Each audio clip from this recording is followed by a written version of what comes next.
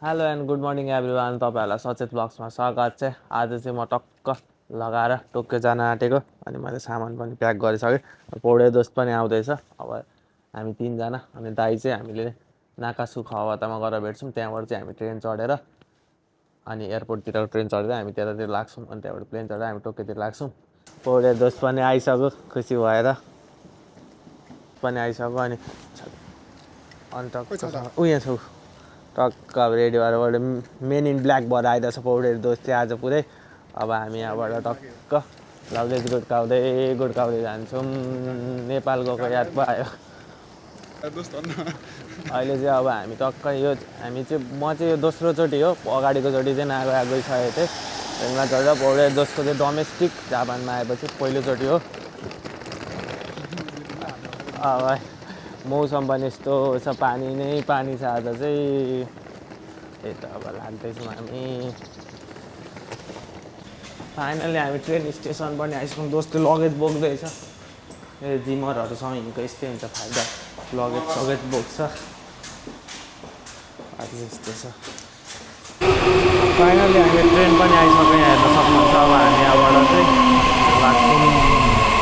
अहिले चाहिँ फाइनली हामी एयरपोर्ट पनि आइसक्यौँ। पौडेर दोस्त म पौडे दोस्त लगेज बोकेर हिँड्दैछ। यस्तो हुन्छ यो चाहिँ चेक इन गर्ने ठाउँहरू हो। टक्क दाइलाई भेट्न जान्छौँ यहाँबाट।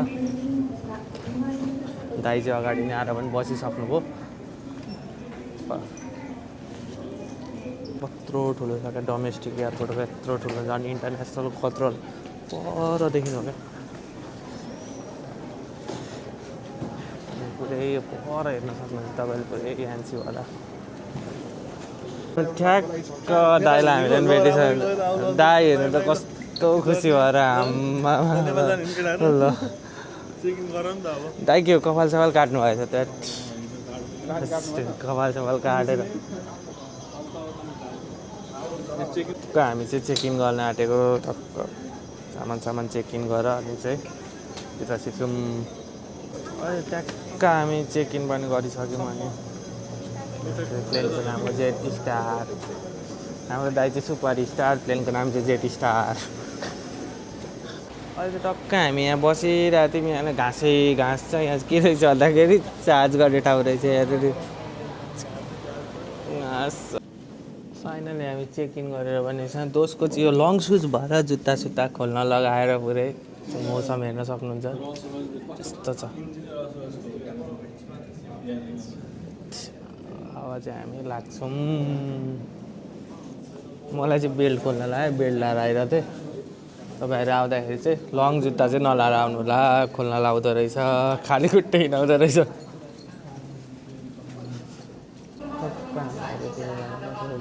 प्लेन हेर्दै बसिरहेको छ। दामी मौसम पनि दामी भएछ।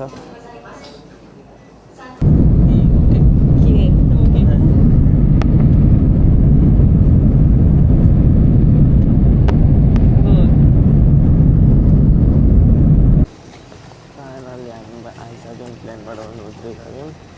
हल्का दुईजना जानुहुन्छ अगाडि। यता पनि पानी परेको मौसम छ आज। टक्कसँग लगाएर दाइ कस्तो भयो? 1 घन्टा 40 मिनट प्लेनमा चढेर।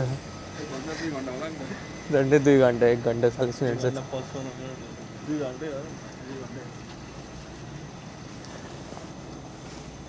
यो जेट स्टारको प्लेन चाहिँ लास्टै खत्तम रहेछ। सिट पनि साह्रो नै। फाइनली हामी रोक्यो भने आएर यस्तो छ यहाँको मौसम हेर्न सक्नुहुन्छ। यो चाहिँ टक्क उत्रिने बित्तिकै फ्रीको बस लाग्दो रहेछ है टोकियोमा चाहिँ। टर्मिनल सटल जाने चाहिँ हेर्न सक्नुहुन्छ यस्तो खालको बस हुँदो रहेछ। हामी चाहिँ फाइनली टर्मिनल 2 पनि आइसक्यौँ। उहाँ टर्मिनल 3बाट हिँड्दै आएको टर्मिनल 2सम्म। लगभग चाहिँ भेट्न आँट्यौँ।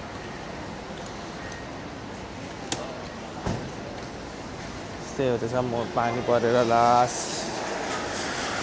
किचुई भइरहेछ।